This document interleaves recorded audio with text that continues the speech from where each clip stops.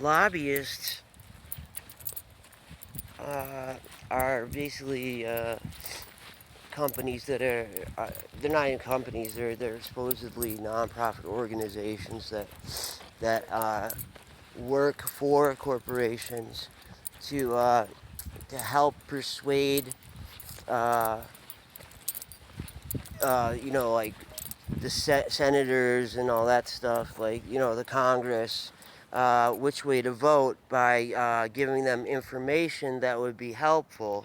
You know, well, basically, these companies want them to find information that makes what they're doing look really good, and what. All right, hold on a second. I gotta get you guys untangled for a minute. And there's a car down there, and I don't know why it's there, and it looks like a fucking cop car, man. I swear to God, that was the fucking cop. I don't know what he's doing down there, but you guys are staying on the leash with the fucking cop around. I don't need to deal with no fucking cop bullshit today. Like, I'm just tired, hot, I need to get out of the sun, and I don't want to deal with police getting in my way today. Gosh darn it, you guys get tangled up. How do you do that? How do you do that, man? How do you get so tangled like that? I don't get it. It's so tangled up that I can barely get you untangled. And all it is from just walking around little tiny bit. And then Bowie, he's so freaking tangled, man. Oh my gosh. Poor guy, look at this, man. He's just a tangled mess. And he can't, like, half the time, he can't even, like, breathe. He's, like, literally, like, jumping around trying to, like, get air because freaking uh, Stella has this harness that's really high up, and he gets tangled on her, and she pulls really hard, and so that pulls on him, and I don't even think she notices, to be honest. But whatever. Alright, I need to grab my phone again and get moving again. Alright, so, yeah. I was talking about how lobbyists are used by corporations to basically get bills passed in their favor. And like I said, I was talking about this before, that so Congress knows which bills are going to be passed ahead of time, right? And they're trying to get this, like, taken out of you don't understand how hard Congress is fighting this to keep this rule or ability or whatever in place. Since they have knowledge of what bills are going to be passed, they know which companies are going to get, like, which contracts and shit like that. So they know which companies are going to which companies' stock prices are going to go up ahead of time, which should be illegal. I mean, that's basically they're cheating, and it's legal. Congress is legally allowed to buy stocks that they know are going to grow because they are going to vote in favor of certain companies' contracts or laws that will allow a company to do a certain thing that will raise their stock value. So these congressmen are allowed to do this, and it's insane. The fact that they are allowed to get rich off the backs of the American people by using unethical unethical um, uh, I guess it would be unethical procedures or unethical abilities that, I mean, these are things that the average person doesn't have access to. These are things that no one else has access to. Um, Even the companies themselves don't have access to this information. Of course, they know, like, okay, so let's say, like you know, before a bill gets passed, if you watch the stock market and watch like what, okay, so you got to, like, you really got to see, I know a lot about like stocks and stuff and finance and shit. Like, I've been doing it for a long time. So what you do is you do research on what, like, which bills are going to be going before Congress, okay? And which companies will be affected by these bills, right? And and so don't do that. I can't let you go. I can't let you go. Stop doing that. Go around. Go around. So yeah, like if you, so let's say you watch C-SPAN, and so you find out ahead of time what bills Congress is going to be voting for, and if they're voting for bills that involve businesses, or the ability for a business to do a certain activity that they couldn't do before, um, like, start looking at those stock prices, and you'll start seeing people will start buying the crap out of those. Well, you know why? Well, it's because the Congress is going to vote in favor of this thing, and so uh, the Congress people are buying up shares of this stuff like crazy. There'll be, so let's say there's like 3 companies that might get a contract on some sort of an infrastructure build, like fixing a bridge or whatever, and all of a sudden one company starts like just mysteriously getting like tons of their stock just starts getting bought up like crazy.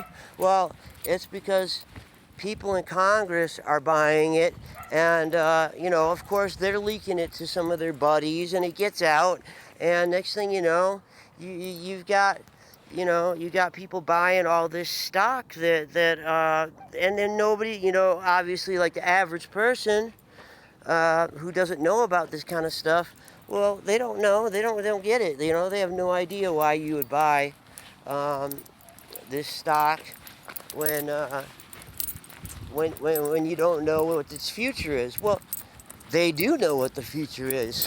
The Congress knows, and of course you're gonna see movement. You're gonna see, like, even if slight movement in that stock. Like, you gotta just watch don't watch like a yearly thing. Watch don't even watch daily. Watch like hourly. Hourly hourly changes. And when you start to see, so put the stocks up there that I use Robinhood. I can put and I have a list of stocks that I watch carefully, and that I invest in and I earn money on. And so you just watch these certain stocks, man. I'm telling you. Like, when they start buying, like, when Halliburton, what a surprise, Dick Cheney's company, the guy who made a fucking huge fortune blowing the shit out of Iraq and then rebuilding it, when there was no evidence whatsoever that Iraq was involved in any way in any sort of attack on the U.S. A lot of people don't know this, but Iraq was going to do one of the, like they were going to do like a similar thing to what Malaysia did. Malaysia, a lot of people don't know this. Okay, so first of all, I'm gonna tell you a big secret. The Middle East is not the heart of Islam. It's Southeast Asia. So, second thing you should know. Um, Malaysia is a Muslim country, and they are also one of the richest countries in Southeast Asia right now because they went off the dollar and switched to the gold and so instead of using the dollar to back uh, their their uh, their output, okay, so Malaysia has oil. A lot of these places have oil. Indonesia has oil. That's why um, there's been so much fighting there. Come on, Blue, we gotta go down this way. Blue, we gotta go this way because that guy is sawing, okay?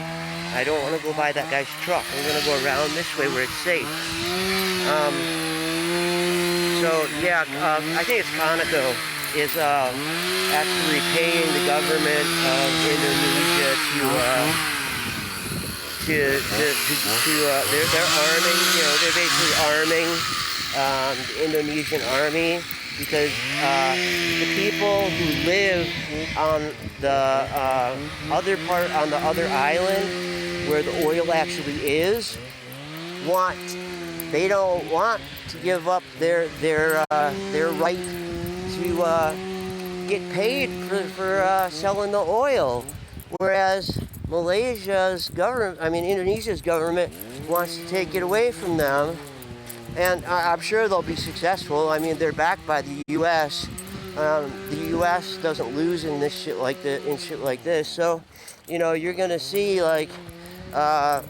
this Indonesian war is going to end brutally, and with the U.S. getting control of the oil fields that they want, and the people who live there will either be completely wiped out, slaughtered, and forgotten, or they'll be like just everyone else. They'll be excluded from any profits from the oil.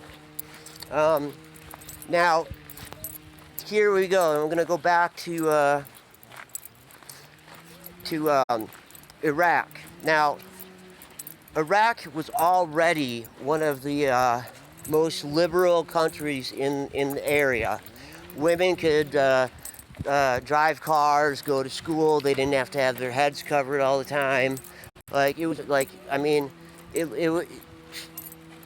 looked like U.S. except it kind of looked like this Albuquerque. To be honest, it just looked like a really poor U.S. I mean, but women, had all the same rights as men. They could vote, and go to school, and when they went to college, they drove cars, they wore jeans, all that shit. Well, Saddam Hussein. Now, I'm not saying Saddam Hussein was a saint, but you know what I mean? Okay, look, people grow older, okay? They grow older and they grow up and they start to think about things more, and they start to regret some of the stuff they did, and they start to feel bad because, he wasn't a psychopath. I mean, he was literally I don't know if you have seen Donald Rumsfeld's comment on him. He said he may be a son of a bitch, but he's our son of a bitch, because that was when they were trying to.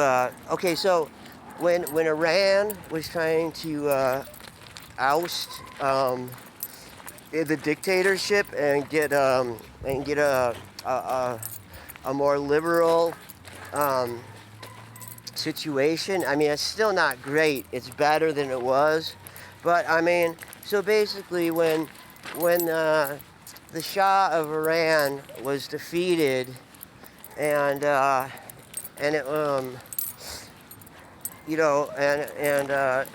Iraq was backing the Shah. They were fighting against the rebels who were trying to, which was the people who were trying to get a president again. They wanted to get a president put back in. They wanted to get elections reinstated. They wanted to get, you know, a more liberalized situation going on. Well, the U.S. didn't want that because Iran was supplying oil to us at dirt cheap prices, because the Shah was getting fucking dirty ass rich off of it, and he wasn't sharing any of it with the people. And that was another thing. The people wanted a cut of that money. You know, they felt everybody deserved a share of it. Well, you know, so, you know, as Saddam Hussein started getting older, he started doing stuff like that. He started changing. You know what I mean? Like he set up where the people got a share of the money from the oil. He was trying to set up more schools and more education. He was trying to create he was trying to basically I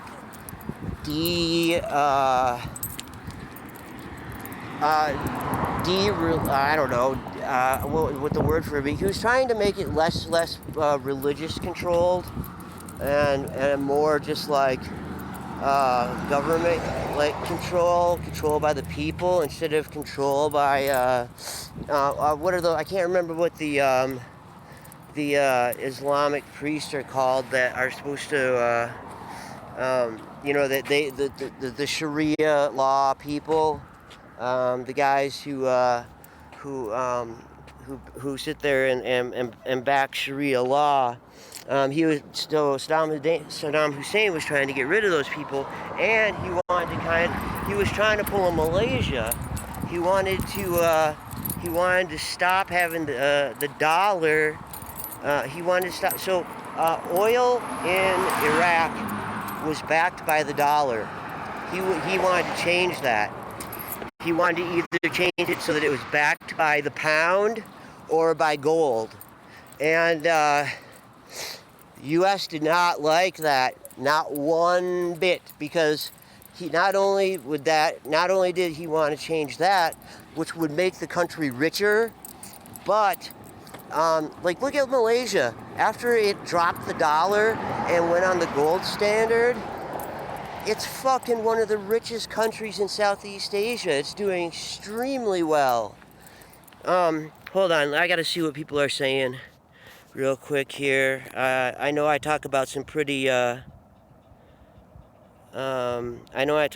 controversial things.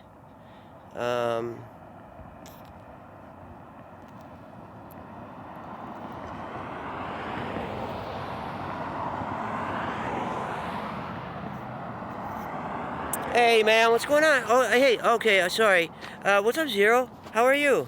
Sorry, I'm talking about, I'm talking politics, because that's what I like to do. I wish more people would talk politics on my channel. I wish more people would talk about whatever they wanted to on my channel. You know, as long as it's not offending someone else. You know, I wish people would just say what they have to say and get it. You know, let's talk about shit for real. So I'm talking about the real reason that we invaded Iraq. So like I was saying, Malaysia, which is a Muslim country, because Southeast Asia is where most Muslims are.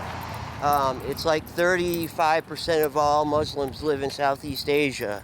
You know, like Thailand and Cambodia, Malaysia, Philippines, you know, places like that. Like those are the places where most of the most of it's not the Middle East. The Middle East is not the heart of Islam. Okay, just look it up.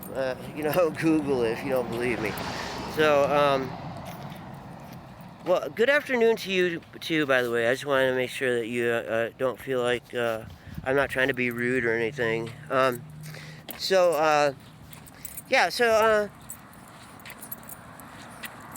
Saddam Hussein, you know, I'm not saying I will never say that the guy was a good guy, okay? Same as President Nixon. I'm not going to say the guy was a great guy. He was, you know, secretly carpet bombing Cambodia because that's where the people like were North Vietnamese were using Cambodia as a staging area to attack into South Vietnam, and so you know he couldn't get Congress's approval, so he was doing it secretly. Well, but I mean, okay, so but besides that, I mean, look, the reforms that he made to our country were amazingly good. He was the last New Deal president that we ever had. I think he was one of the last. I think he was probably the last good president we ever had. He created the EPA. He reformed welfare so that everybody got a fair share of the money and you know the food stamps and all that kind of stuff. So he you know he did a lot of stuff. He set the minimum wage. Yeah, it's a doggy. I